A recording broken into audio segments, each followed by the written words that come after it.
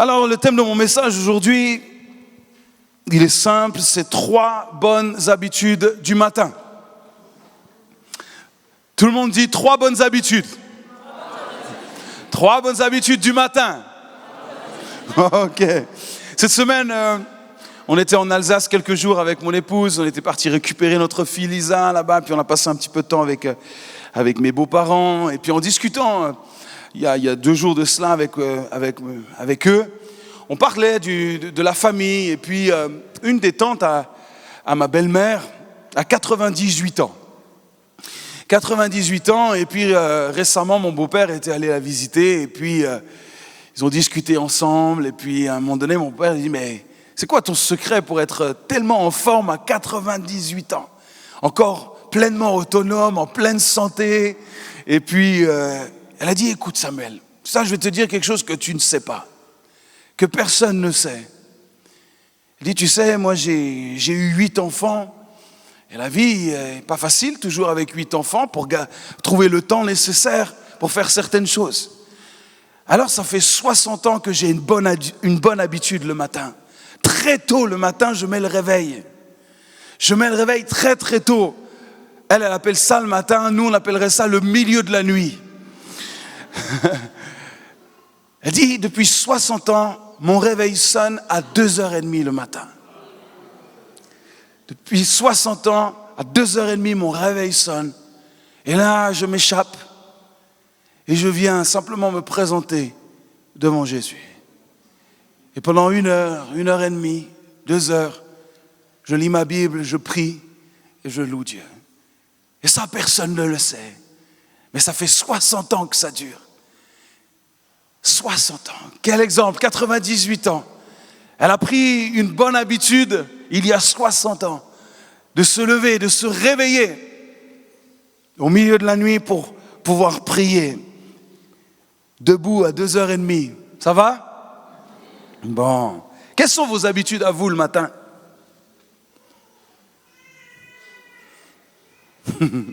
Quelles sont vos habitudes de réveil? Joseph me montre lui qui se brosse les dents, c'est une bonne chose.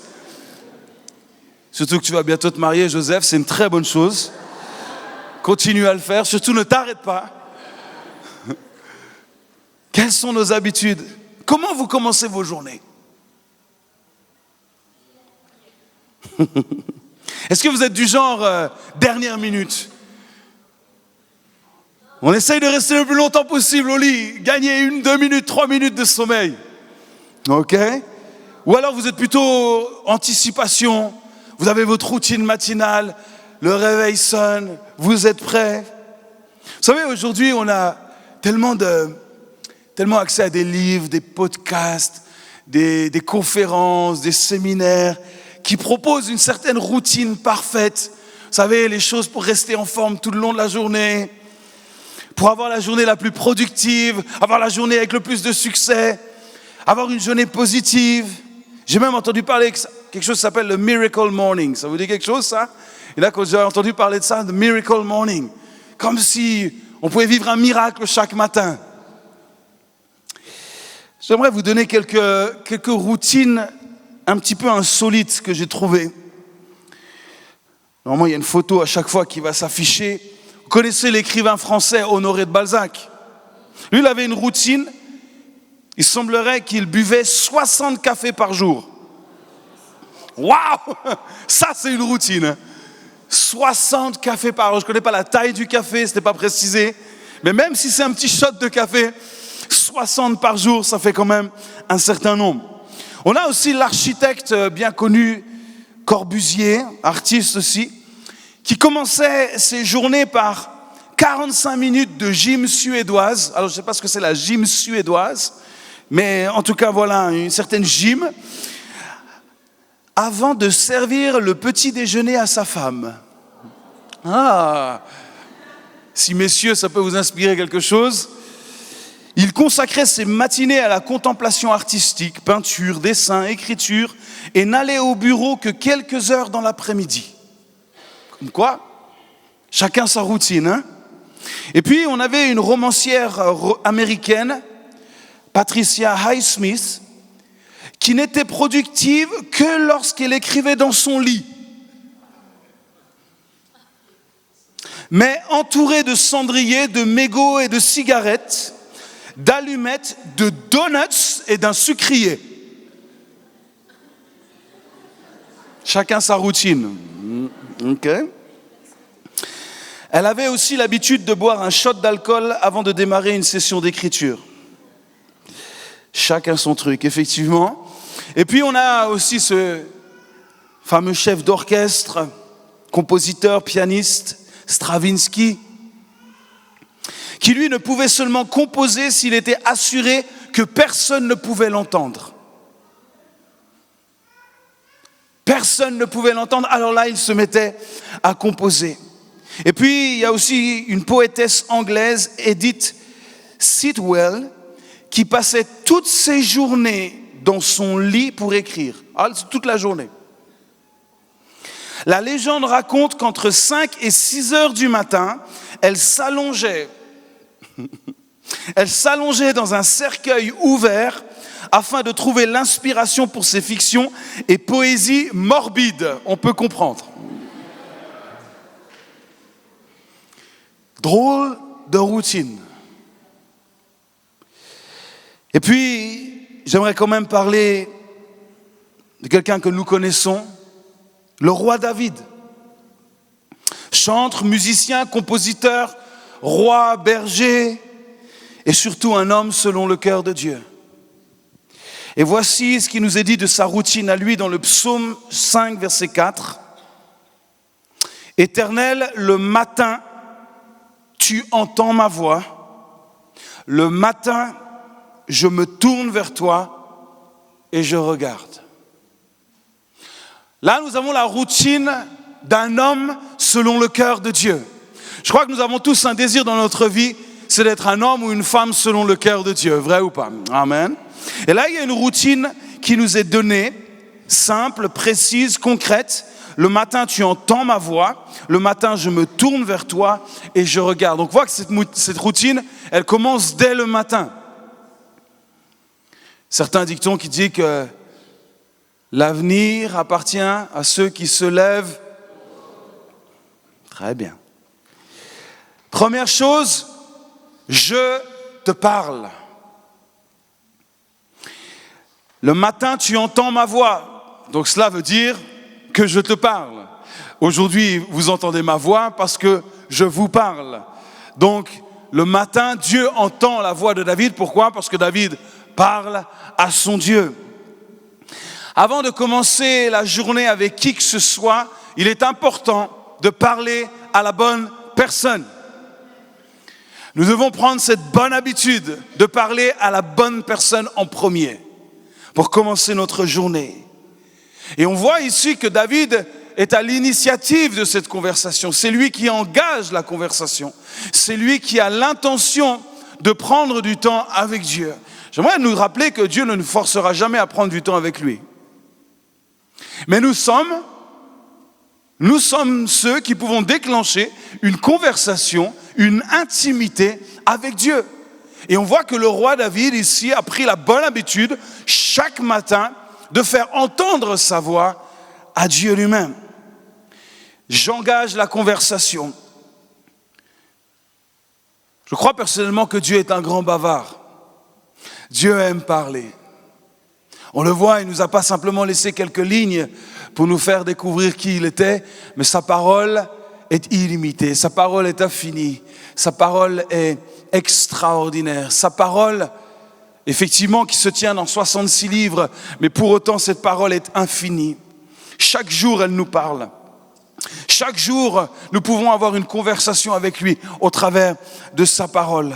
Vous et moi, nous ne pourrons jamais nous lasser d'avoir une conversation avec Dieu. Ce n'est pas possible.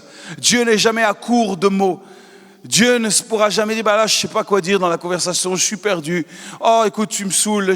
Non, écoute, reviens demain. Non, ça, ce n'est pas du tout dans le discours de Dieu. Dieu est toujours prêt à converser avec nous. Dieu est toujours prêt à échanger avec nous.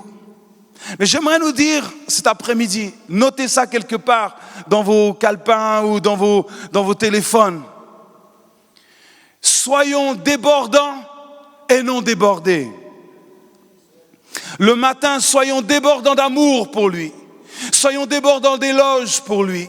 Soyons débordants de louanges pour lui et non débordés. Ne nous laissons pas déborder par les choses de la vie à tel point que nous n'avons plus le temps de commencer et d'initier une conversation avec Dieu. Soyons débordants. Que de notre cœur déborde cette louange, que de notre cœur déborde cette adoration, cette admiration, cette louange. Que nous puissions dès le matin, dès que le jour se lève, déclarer qui est notre Dieu. Le psaume 92, verset 2, il est dit « Il est beau de louer l'Éternel et de célébrer ton nom au Très-Haut, d'annoncer le matin ta bonté et ta fidélité pendant les nuits. » Qu'il est beau de louer, qu'il est bon de louer dès le matin, d'annoncer qui tu es, d'annoncer ta bonté dès le matin. Donc première bonne habitude que le roi David a prise, c'est qu'il s'adresse à Dieu. Il prend le temps de parler à Dieu. Il prend le temps de connecter avec lui. Je ne sais pas vous, mais à qui parlez-vous le premier chaque matin? Nous vivons dans une génération où rapidement nous pouvons prendre un objet comme celui-ci et notre premier réflexe, c'est de regarder les news ou les réseaux sociaux et commencer à se connecter. Connectons-nous à la vraie source, les amis. Prenons le temps, soyons à l'initiative de cette conversation. Mettons la priorité. Soyons débordants et non débordés. Est-ce que quand on se lève, si oh là là, il faut vite que je réponde à cet email. Oh, il faut vite que je réponde à un tel, ou celui-ci, ou celle-ci. Non, soyons débordants d'amour. Prenons du temps, simplement, pour louer Dieu. Car il est beau de louer l'Éternel et de célébrer son nom. Il est tellement bon et important d'annoncer le matin sa bonté. Deuxième chose que le roi David fait, après avoir parlé, il est dit, je me tourne vers toi. Je me tourne vers toi.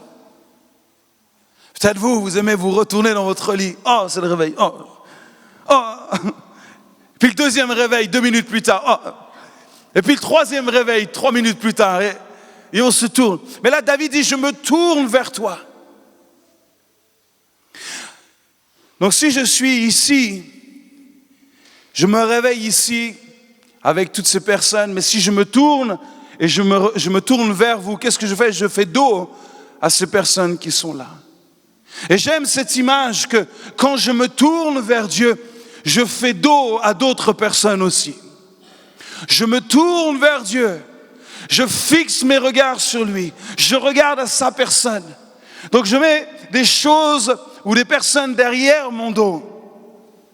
En fait, en tournant tes regards vers Dieu, tu lui donnes de l'importance. C'est lui le plus important. En laissant tout le reste derrière. Vous m'avez déjà entendu parler, ou prêcher là-dessus sur la repentance. La repentance, c'est faire demi-tour et laisser les choses anciennes du passé derrière. Et chaque jour est un jour nouveau. Chaque jour, quand je me lève, je me dis, hier fait déjà partie de l'histoire. Aujourd'hui était une nouvelle journée que je peux commencer avec Dieu. Je me tourne vers lui. C'est lui et à lui que je m'adresse. C'est pour lui que je vis. C'est pour lui que je respire. C'est pour lui que j'existe encore aujourd'hui. Et je veux avancer avec lui, marcher pour lui ici-bas. Je me tourne. Donc il y a un effort, une décision personnelle et volontaire de se tourner et non pas de rester là où je suis, peut-être avec mes pensées, mes préoccupations. Lorsque l'évangéliste Moody, c'est un évangéliste célèbre du 19e siècle, entra dans l'endroit, l'auditorium où il devait prêcher à des milliers de personnes qui s'étaient présentées ce jour-là pour l'entendre. Un homme, alors qu'il arrivait vers l'estrade pour prêcher, un homme lui remit un papier comme celui-ci. Et Moody, étant en route pour aller sur l'estrade, va mettre ce papier dans sa poche. se disant, c'est certainement une info importante qu'il faut que je lise avant de pouvoir prêcher. Il arrive sur l'estrade ou sur le podium pour pouvoir prêcher. Et là, il prend le papier, le déplie, le pose. Il s'apprêta à le lire. Et puis, en fait, sur ce papier, il n'y avait qu'un seul mot. Moody n'est pas perturbé, il s'adresse à la foule et il dit la chose suivante. Déjà plusieurs fois dans ma vie, j'ai reçu une lettre que l'expéditeur avait oublié de signer. Mais en entrant dans cette salle, on m'a remis une feuille portant un seul mot. Un seul mot. Et ce mot, c'est celui-ci.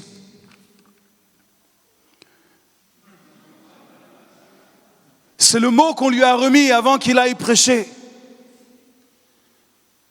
Il pensait annoncer une importante nouvelle, mais on lui avait donné ce mot. Et il dira la chose suivante, je dois dire que cela sort vraiment de l'ordinaire. Car pour la première fois de ma vie, je reçois une lettre signée par un individu qui a oublié d'écrire le message.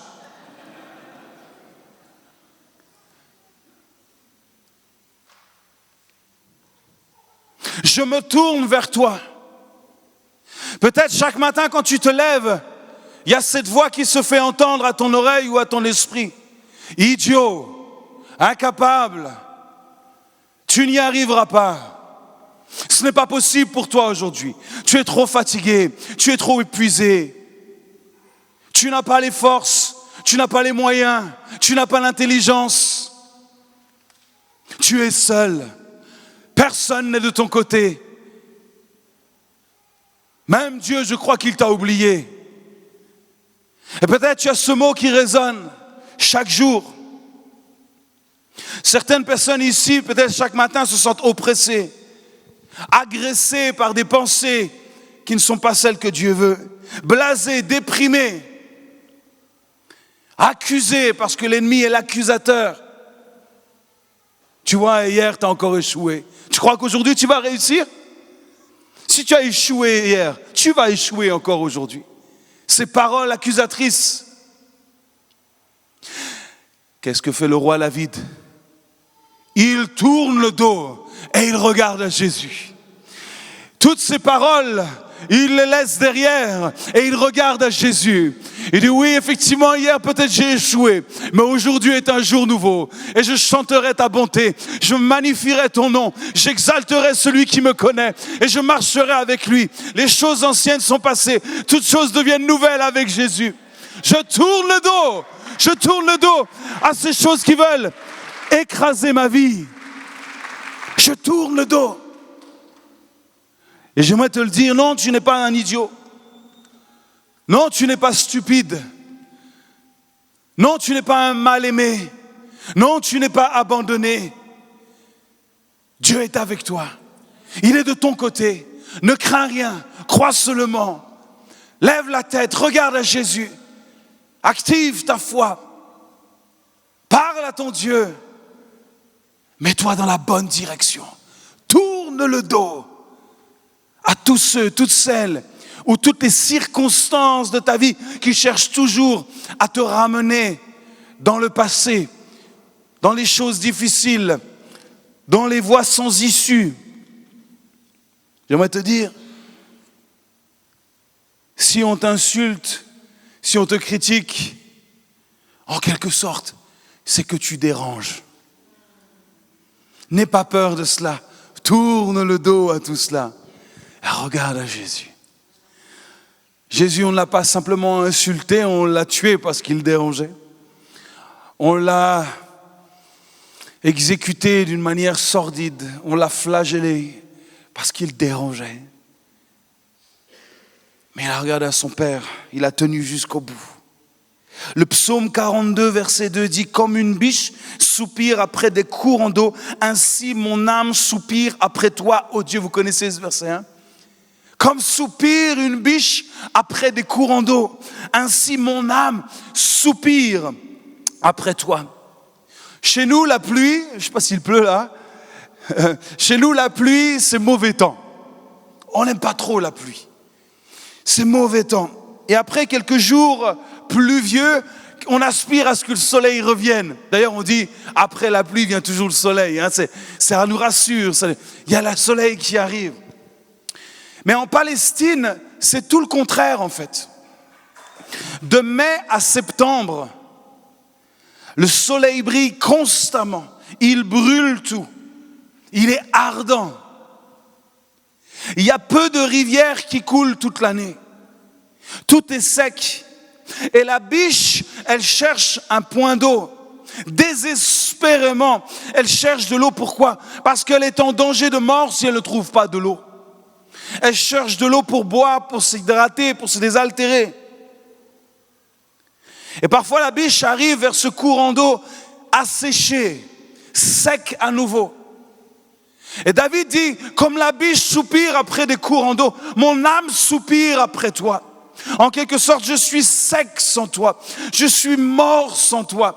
Je suis vide sans toi.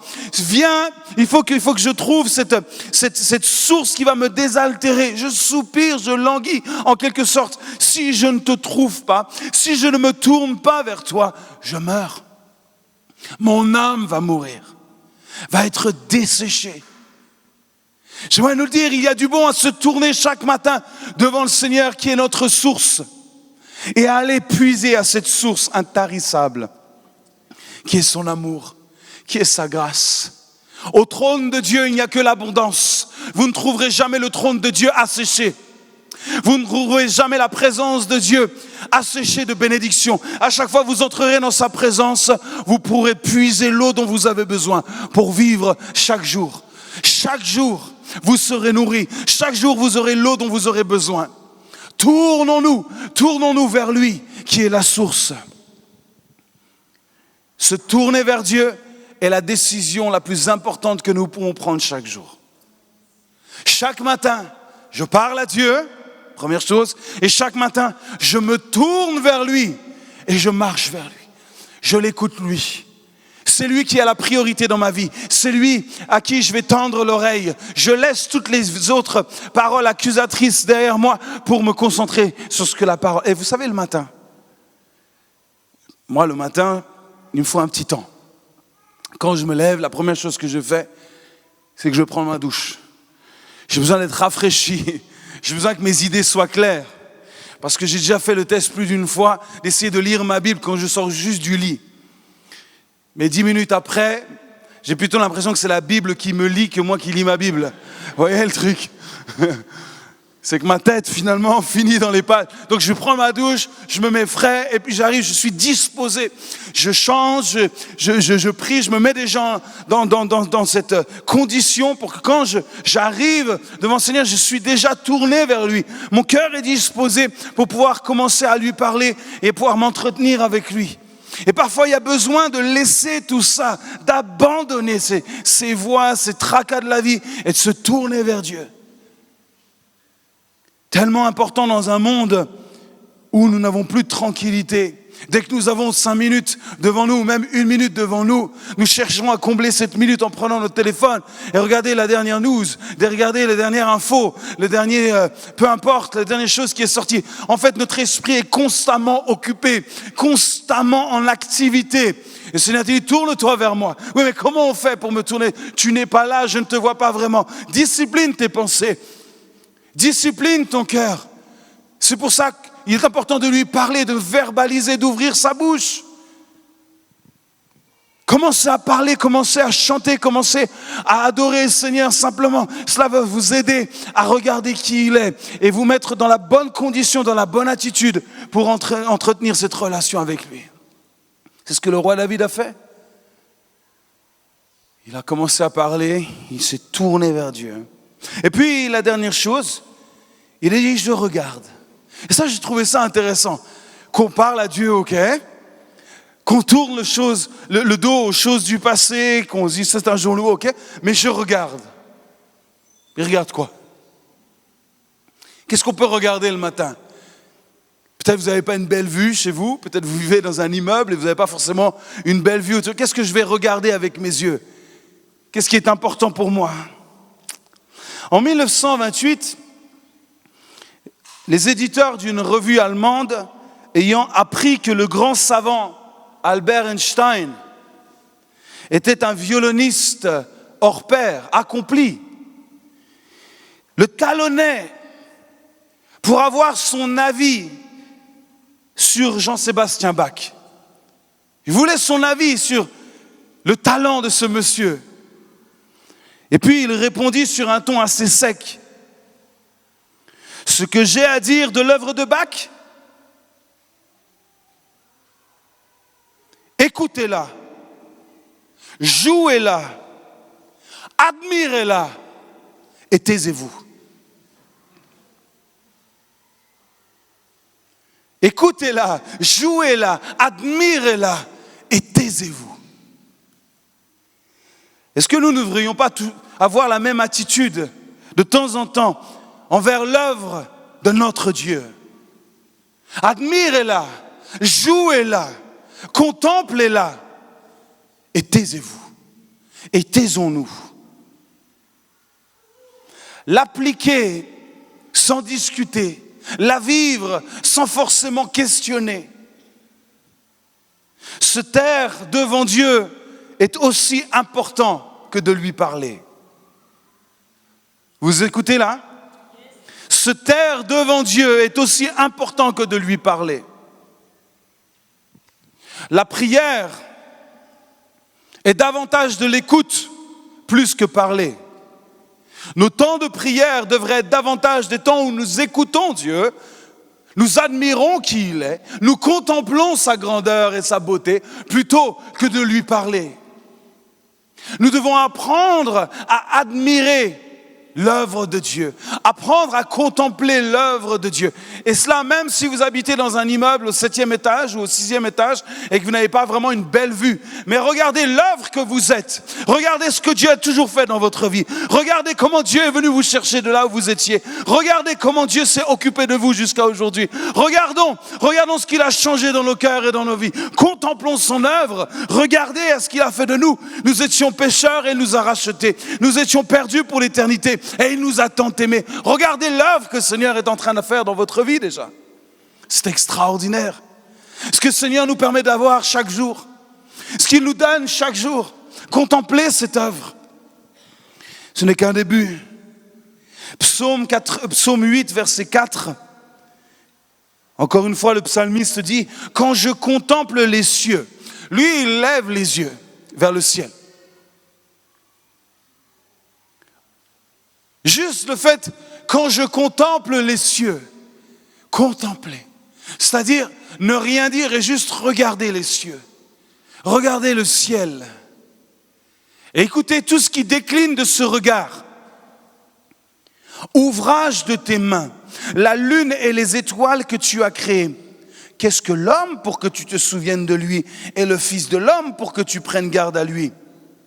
Il est encore en train de contempler les cieux et il dit, tu l'as fait de peu inférieur à Dieu et tu l'as couronné de gloire et de magnificence. En fait, il est simplement en train de réaliser en regardant les cieux ce que Dieu a fait et continue à faire. Tu lui as donné la domination sur les œuvres de tes mains.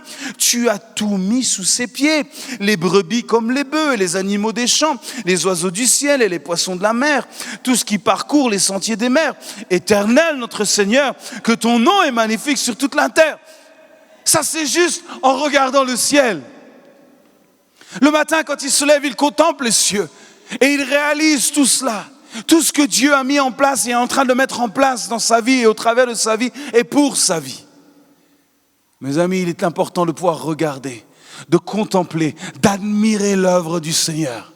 Nous passons du temps, encore une fois, et je m'inclus aussi dedans, à contempler les exploits des hommes, à regarder ce que l'un et l'autre sont capables de faire, et nous passons à côté de la contemplation de tout ce que Dieu a accompli et tout ce que Dieu veut encore accomplir. Prenons du temps pour contempler et regarder ce que Dieu fait. Ce que Dieu a fait. Le roi David passait du temps, ce n'est pas pour rien qu'il était ce grand psalmiste d'Israël.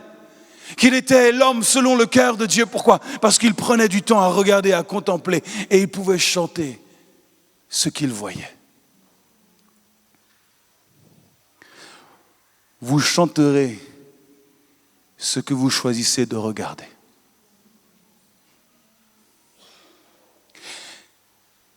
Si ta louange est encore trop petite, c'est que tu ne regardes pas au bon endroit. Si ta louange est petite, si un son a du mal à sortir de ta bouche, c'est que ta conception de Dieu est encore bien trop petite. Regarde au bon endroit. Tourne-toi vers lui. Admire-le. Regarde-le. Contemple-le. Encore une fois, le psalmiste dit: j'ai constamment l'Éternel sous mes yeux. Constamment, j'ai l'Éternel sous mes yeux. Je l'ai sous mes yeux, je le vois, je l'admire, je regarde, je le reconnais dans toutes ses voies. Je reconnais qu'il est là. Je l'ai sous mes yeux, je ne le lâche pas. Genèse 15, vous connaissez cette histoire. Et après l'avoir conduit dehors, Dieu dit à Abraham: regarde. Encore une fois, regarde le ciel. Regarde le ciel. Dieu va pousser Abraham à regarder avec ses yeux naturels le ciel. Et j'aimerais que nous puissions utiliser nos yeux naturels aussi pour contempler tout ce que Dieu fait. Et il lui dit: regarde le ciel. Et là, Abraham regarde le ciel et qu'est-ce qu'il voit? Il voit des millions et des millions et des millions et des millions d'étoiles. Regarde le ciel. Tu vois cette vision, tu le vois avec tes yeux? Oui, je le vois. Qu'est-ce que Dieu va lui dire? Compte les étoiles.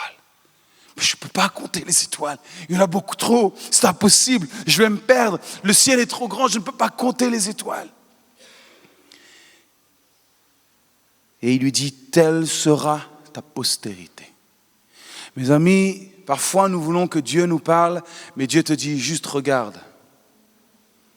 Regarde, juste, je suis là. Je suis partout, je suis omniprésent. Regarde, sois attentif, ouvre tes yeux. Je suis là. Je suis là. Et quand nous allons contempler, Dieu va nous parler, c'est sûr. Dieu va nous parler, Dieu va utiliser sa nature, sa création pour nous parler. D'ailleurs, la Bible dit: celui qui contemple sa nature n'a pas d'excuse. Il ne peut pas nier que Dieu est le créateur de l'univers. Il n'a pas d'excuse, celui qui contemple la nature. La nature a forcément un créateur. Ouvrons nos yeux, regardons. Alors, notre Père dans les cieux cherche sans cesse notre attention. Il cherche à attirer notre regard. Il cherche à nous parler. Il cherche à nous guider. Il cherche à nous encourager. J'ai envie de nous dire aujourd'hui, prenons le temps nécessaire. Soyons à l'initiative comme le roi David pour que cela se fasse. Nous voulons que Dieu nous encourage. Prenons le temps nécessaire pour qu'il nous encourage. Nous voulons que Dieu nous parle. Prenons le temps nécessaire pour qu'il nous parle. Pas juste une conversation de couloir comme un collègue. Et au fait, ouais, faut que j'y aille. On s'appelle, ouais, ça marche. Non, c'est pas ce que Dieu veut. C'est pas comme ça que Dieu a prévu les choses pour nous. Il faut prendre le temps nécessaire pour qu'il le fasse. Alors chaque jour, comme le psalmiste le faisait, il a eu ces 3 bonnes habitudes, j'aimerais nous le rappeler. La première chose, c'est qu'il parle. Parlons à notre Dieu. La première personne à qui vous parlez le matin, c'est celle qui va donner le ton de votre journée. Parlez à la bonne personne. Tournez le dos aux choses, aux pensées négatives, aux péchés de la veille. Mais aujourd'hui est un jour nouveau. Chaque jour est un nouveau départ. Il n'y a pas de fatalité avec Dieu. Et ensuite, regardez, contemplez l'œuvre du Seigneur. Prenez le temps pour contempler. À la pause de midi, à la pause de café, prenez le temps juste pour contempler ce que Dieu fait. Regardez, apprenons à admirer son œuvre. Prenons le temps pour cela. Il n'y a pas et il n'y aura jamais de substitut. Écoutez bien, je termine là avec cette phrase. Il n'y aura jamais de substitut au temps consacré à notre relation avec Dieu. Il n'y aura jamais de substitut à cela. Vous ne pourrez jamais passer outre le temps consacré avec Dieu. Ce n'est pas possible. Prenons les bonnes habitudes dès maintenant.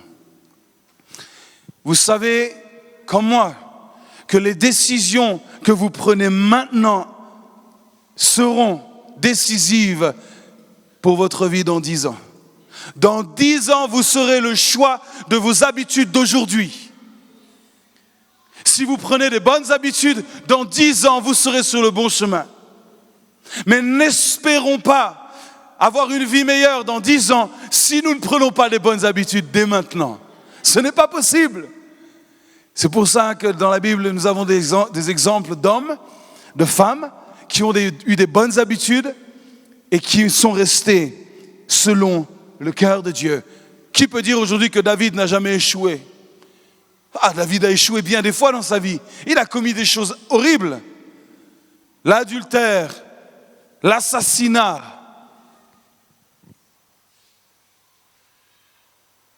Il a été loin des choses de Dieu et pourtant il est resté l'homme selon le cœur de Dieu. Pourquoi? Parce qu'il a toujours, à un moment donné, su s'adresser à Dieu, faire le dos à sa vie passée et continuer à admirer et à contempler. C'est pour ça que nous avons 150 chapitres, même si tous n'ont pas été écrits par lui, mais la plupart, où il ne fait que contempler Dieu. Il adore Dieu. Plus tu vas contempler, plus tu seras un grand adorateur.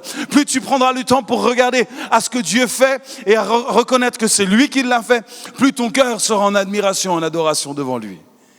Et il nous faut apprendre à contempler ce que Dieu a fait. Regardez juste autour de vous, regardez juste la personne à côté de vous. Regardez, prenez le temps, juste quelques instants pour contempler ce que Dieu a fait. Prenez le temps. Vous êtes une merveilleuse créature, madame. Je ne connais pas votre prénom, mais vous êtes une créature que Dieu a faite et vous êtes extraordinairement belle. Parce que Dieu a dessiné votre visage, votre vie de cette manière. Et vous êtes l'œuvre du Seigneur. Et j'honore et je respecte qui vous êtes. Admirons l'œuvre du Seigneur. Regardez, contemplons le visage des uns et des autres. C'est magnifique la diversité. Et quand je vois, moi je vous ai tous en face de moi, donc je vois cette diversité aujourd'hui, c'est la beauté de ce que Dieu est. Vous êtes l'image de qui est notre Dieu. Un Dieu qui n'a pas de limite, qui a une créativité extraordinaire, qui a une imagination splendide. Pas une personne a la même ADN, pas une personne ne se ressemble fondamentalement, même si parfois physiquement nous pouvons être amenés à nous ressembler, mais nous sommes tous uniques. Prenons le temps d'admirer les uns et les autres. Quelle beauté, quelle richesse, tellement splendide. Prenons le temps. Prenons le temps nécessaire afin que cette communion avec Dieu, cette relation avec Dieu puisse se développer, se construire, se consolider. C'est là notre plus grande richesse aujourd'hui, notre relation avec Dieu. Tout ça commence avec une bonne habitude. Une bonne habitude.